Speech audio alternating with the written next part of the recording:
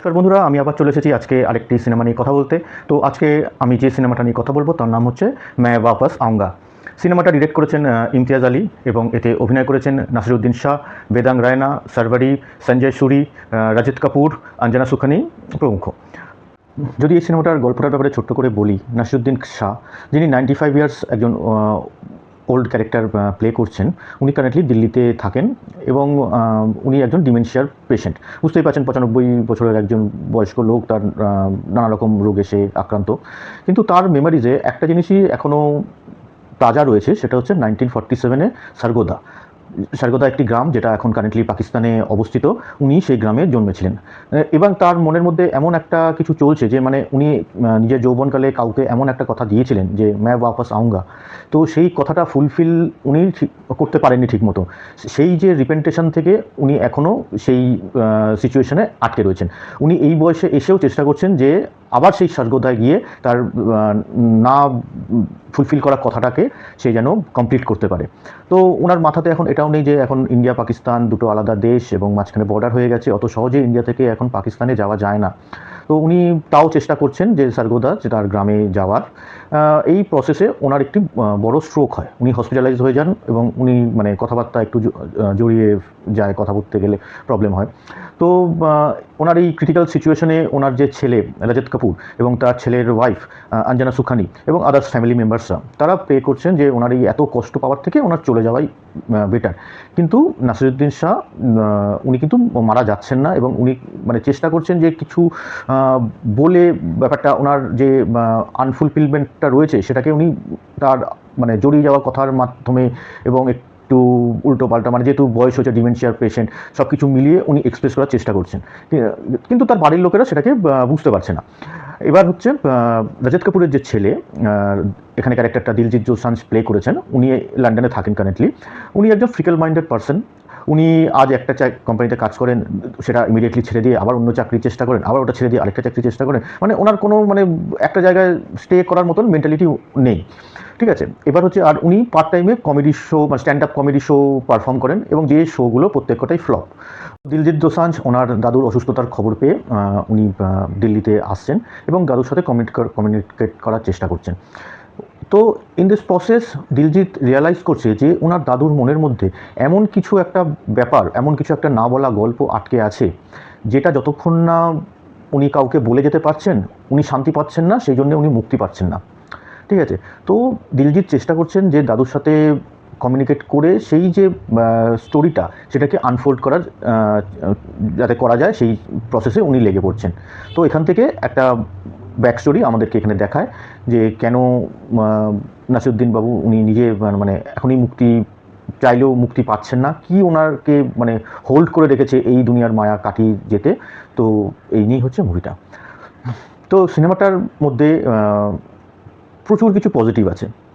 প্রথম পজিটিভ যেটা বলবো সেটা হচ্ছে নাসিরুদ্দিন শাহর পারফরমেন্স। উনি যে লেভেলে পারফর্ম করেছেন, মানে সেই অভিনয় আপনাকে স্পেল বাউন্ড করে দেবেই, 100% 200% গ্যারেন্টি। ওনার পারফরমেন্স আপনাকে মন্ত্রমুগ্ধের মতন স্ক্রিনের সাথে হুক করে রাখবে। উনি এই বয়সে মানে যা পারফরমেন্স দিয়েছে মানে দুর্দান্ত, কমেন্ডেবল, কি বলবো, মানে আমার কাছে ভাষা কম পড়ছে ওনার এই পারফরমেন্সটাকে ডিসক্রাইব করার জন্য। উনি শুধু চোখ দিয়ে কিছু সিচুয়েশনে এমনভাবে অ্যাক্টিং করেছেন না, মানে আপনি দেখে অবাক হয়ে যাবেন। এখানে স্ক্রিন প্লে লেভেলে কিছু ফল্ট আছে, যেখানে হয়তো সিকোয়েন্সগুলো অত ভালো করে লেখা নয়, কিন্তু নাসিরুদ্দিন শাহ নিজের পারফরমেন্স দিয়ে সেই সিনটাকে একটা টপ নচ জায়গাতে পৌঁছে দিচ্ছেন। ওনার পারফরমেন্স দুর্দান্ত বললেও কম বলা হয়। উনি একটা দারুণ কাজ এখানে করেছেন এবং আমাদেরকে দারুণ একটা পারফরমেন্স ডেলিভার করেছেন। সেকেন্ড যার কথা বলবো সে হচ্ছে বেদাং রায়না। এই বেদাং রায়না নাসিরুদ্দিন শাহের মানে ইয়াং এজটা প্লে করেছেন সারগোদাতে। তো তার পারফরমেন্সও এখানে যথেষ্ট ভালো। বেসিক্যালি ফার্স্ট হাফে ওনার যে মানে ইয়াং এজের যে ক্যারেক্টারটা বেদাং প্লে করছেন, তার থেকে সেকেন্ড হাফে যখন পার্টিশনের পর যখন সিচুয়েশন একটু ঠান্ডা হয়েছে, তার সাথে বেদাং রায়নারও বয়স হয়েছে, মানে বয়স বেড়েছে, ওখানে যে ম্যাচুরিটিটা দেখানোর প্রয়োজন সেই ম্যাচুরিটিটা উনি তার অ্যাক্টিংয়ের মাধ্যমে দারুণভাবে পোর্ট্রে করেছেন। থার্ড যার কথা বলবো সেটি হচ্ছে সারওয়ারি নিজের জায়গায় যথাযথ, উনিও খুব ভালো কাজ করেছেন। ওনার যে মানে সিম্পল অ্যাটিটিউডের মানে একটা মেয়ে পাকিস্তানি গার্ল, তার যে ক্যারেক্টারটা উনি পেয়েছেন এখানে উনি ভালো কাজ করেছেন, ওনার ক্যারেক্টারটা দেখতে ভালো লাগে। এখানে রজত কাপুর একজন খুব ভালো অভিনেতা। প্রথমে উনি ওনার বাবার এই যে যে ভুলভাল বকছেন অসুস্থতার মধ্যে, এগুলো যে বলছেন, এই সব দেখে উনি খুব বিরক্ত হচ্ছিলেন, ঠিক আছে, যে কেন মানে উনি চলে গেলেই পারেন, মানে শুধু শুধু ওনাদেরকে প্রবলেমে ফেলে রেখেছেন। কিন্তু যখন দিলজিতের মাধ্যমে ওনার বাবার যে ঘটনাগুলো উনি ক্রমে ক্রমে জানতে পারেন, তারপর যে ওনার মধ্যে ট্রান্সফরমেশনটা আসে এবং উনি তার বাবার দুঃখটা বা পেনটা উনি যে ফিল করেন, সেই যে অভিব্যক্তিটা উনি যেভাবে ফুটিয়ে চলেছেন, এটাও দারুণ দারুণ। মানে রজত কাপুরও এখানে দারুণ কাজ করেছেন। সঞ্জয় সুরি এখানে কম্পারেটিভলি ছোট রোল পেয়েছেন, উনিও যথেষ্ট ভালো কাজ করেছেন। এবার যদি চলে আসি দিলজিৎ দোসাঞ্জের কথা, এখানে দিলজিতের ক্যারেক্টারটা অতটা ভালো করে লেখা নয়, এবং ওনার ক্যারেক্টারটা মানে একটা মানে সাইড রোলের মতন বলা যেতে পারে। কিন্তু দিলজিৎ যতটা চান্স পেয়েছে, স্কোপ পেয়েছে, উনি সেটাকে পুল অফ করে দিতে পেরেছেন এবং তার পারফরমেন্সও যথেষ্ট ভালো। এবার যেই পজিটিভ দিকটার কথায় আসবো সেটা হচ্ছে এর মিউজিক। রহমানের ব্যাকগ্রাউন্ড স্কোর, রহমানের কম্পোজ করা গান, কি অ্যালবাম বানিয়েছে রহমান, মানে দারুণ দারুণ একটা অ্যালবাম এখানে হয়েছে। রহমান একটা দুর্দান্ত একটা কাজ করেছেন, সেই কিসমিসে ইয়ারা হোক বা मैं वापस आऊँगा গান হোক, जैसे तू है, क्या क्या कमाल लगती है, এই যে গানগুলো সিনেমার মধ্যে আসে, মানে অসাধারণ কম্পোজিশন ভাই, অসাধারণ দুর্দান্ত লাগে। মানে সুদিং 2 ইয়ার্স এবং সিনেমার মধ্যে যেভাবে গানগুলোকে প্লেস করেছে এবং এই স্ক্রিন প্লেটাকে এগিয়ে নিয়ে যেতে এই গানগুলোর ভূমিকা অসাধারণ। তো রহমানও এখানে দারুণ একটা কাজ করেছেন। এবার যদি সিনেমার নেগেটিভ দিকে আসি, দেখুন নেগেটিভ দিক বলতে দেখুন সিনেমাটার দুটো পার্ট। ফার্স্ট হাফটা হচ্ছে একটা লাভ স্টোরি, ঠিক আছে, পার্টিশনের ব্যাকড্রপে একটা লাভ স্টোরি, সেখানে খুব ফাঙ্কি ওয়েতে, যেমন ইমতিয়াজ আলী সিনেমাতে হয়ে থাকে যে ফার্স্টের দিকে লাভ স্টোরিটা খুব ফাঙ্কি ওয়েতে থাকে, খুব ক্যাজুয়ালি থাকে, খুব প্লেফুল থাকে, কালারফুল থাকে, এখানেও সেরকম। এবং সেকেন্ড হাফটা হচ্ছে ইন্টেন্সড, ঠিক আছে, একটা সিরিয়াস জোনে চলে যায়, ইন্টেন্স একটা স্টোরি টেলিং এখানে আমরা দেখতে পাই। এবং সেকেন্ড হাফটা far better than the first half. এবং ফার্স্ট হাফে যে জিনিসটা হয়েছে এখানে সার্ভারি আর বেদাঙের যে কেমিস্ট্রিটা, ওটা মানে খুব হাই লেভেলে গিয়ে ওয়ার্ক করে না। আমাদের স্ক্রিনে ওদের দুজনের কেমিস্ট্রি দেখতে ভালো লাগছে, দুজনের পারফরমেন্স ভালো, কিন্তু ওভারঅল যে ইম্প্যাক্ট সেটা অতটা আমাদের উপর রাখতে পারে না। আর হচ্ছে স্ক্রিন প্লেটা ফার্স্ট হাফে আরও ক্রিস্প হতে পারতো, অনেক সিন আছে আননেসেসারি যেগুলোকে কেটে ছোটো করে দেওয়া যেতে পারতো, ফার্স্ট হাফটা আরও কম্প্যাক্ট হতে পারতো। মনে হচ্ছে কিছু সিন মানে রিপিটেটিভ মোডে চলতে থাকে, তো সেই জায়গাগুলোকে অলরেডি ট্রিম করে স্ক্রিন প্লেটাকে আরেকটু শর্ট করলে আমার মনে হয় ফার্স্ট হাফটাও যথেষ্ট ভালো হতো। এবার সিনেমাটা নিয়ে তো এই ছিল আমার নেগেটিভ দিক, পজিটিভ দিক যা বলার, আদারওয়াইজ খুব একটা কিছু বলার নেই এই দুটো টপিক নিয়ে। এবার সিনেমাটার যে জিনিসটা নিয়ে আমি কথা বলবো, ইমতিয়াজ আলী একজন এমন একজন ডিরেক্টর, যার থেকে যদি মনে করেন যে এটা একটা পার্টিশনের ব্যাকড্রপে এক লাভ স্টোরি, তাহলে কিন্তু মানে এটা সঠিক নয়। হ্যাঁ, পার্টিশনের ব্যাকড্রপে লাভ স্টোরিটা রয়েছে, কিন্তু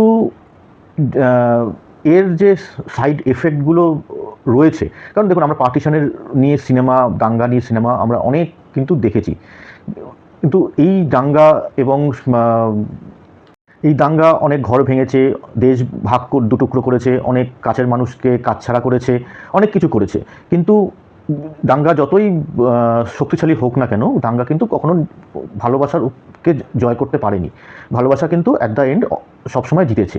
তো এখানেও সেরকমই, যে একজন কাপল, তাদের মধ্যে যে ভালোবাসাটা ছিল, দাঙ্গার পরিস্থিতিতে এরা একে অপরের থেকে আলাদা হয়ে গেছে, এবং এবং সেই যে ফেলে আসা দিনগুলো, সেই দিয়ে আসা কথা যে না ফুলফিল করলে যে কি এফেক্ট একজনের মানুষের মধ্যে থাকতে পারে, সেই জিনিসটা এখানে ইমতিয়াজ আলী দারুণভাবে ফুটিয়ে তুলেছেন। এবার এখানে দু একটা সিনের কথা বলি, যেমন দাঙ্গার পরিপ্রেক্ষিতে যে মানে মহিলারা কী কী স্টেপ নিয়েছেন, সেরকম একটা সিন এখানে রাখা হয়েছে। মানে সেই সিনটা মানে দেখার পর সেই সিনটা আপনাকে হন্ট করে বেড়াবে।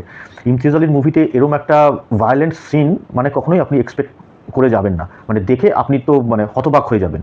সেই সিনটাও দুর্দান্তভাবে এখানে শ্যুট করা হয়েছে। দ্বিতীয় যে কথাটা আমি একটা কথা বলতে চাই, সেটা হচ্ছে যে এখানে নাসিরুদ্দিন শাহ, যিনি তার নাতির সাথে কথোপকথনের মধ্যে উনি বলছেন যে যে দাঙ্গা করনে वाले মার্শিয়ান থে, মার্শ সে আয়ে হ্যাঁ। এখানে মানে ইমতিয়াজ আলী ডিরেক্টর যিনি, তিনি কিন্তু শুধু এখনকার মানে 1947-এর দাঙ্গার কথা এখানে কিন্তু বলছেন না।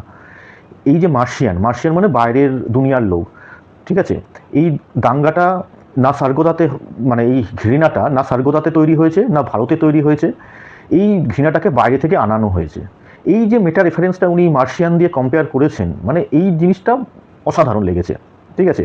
এই যে এখন কারেন্ট সিচুয়েশনে গাজা, প্যালেস্তাইন এবং নানা দেশে যেভাবে যে এই দাঙ্গা হচ্ছে, তার আত্মীয় স্বজন সবাই থেকে মানে সবাই কাছছাড়া হয়ে যাচ্ছে এবং যার কোনো ক্লোজার এখন অবধি হয়নি, যারা হারিয়ে গেছে তো হারিয়েই গেছে, দাঙ্গা চলছে তো চলছেই। এই যে ইম্প্যাক্ট মানুষদের মধ্যে, ওখানকার নিবাসী মানুষদের মধ্যে যে ইম্প্যাক্ট, সেই ইম্প্যাক্টটা এখানে নাসিরুদ্দিন শাহের রোলটা এখানে পোর্ট্রে করছে, ঠিক আছে। যে তাদের মনে অনেক কিছু আশা ছিল, ইচ্ছে ছিল, স্বপ্ন ছিল, সেগুলো যখন আনফুলফিলমেন্ট থেকে যায়, কেউ মানে মরতে চাইলেও মরতে পারে না। সে যদি মনে করে যে শান্তিতে সে মারা যাবে, সেই জিনিস যদি তার মনের মধ্যে থেকে থাকে, মানে কিছু একটা আনফুলফিলমেন্ট ডিজায়ার, সেই সেই জিনিসটা কিন্তু তাকে শান্তিতে মরতেও দেয় না। তো এই টপিকগুলো এই যেভাবে ইমতিয়াজ আলী সিনেমার মধ্যে ফুটিয়ে তুলেছেন। ও আরেকটা হচ্ছে, এখানে একটা কানের দুলের রেফারেন্স সারা সিনেমা জুড়ে আসে, যেটাকে একটা চাঁদবালি বলে কনসিডার করা হয়েছে, মানে বলা হয়েছে।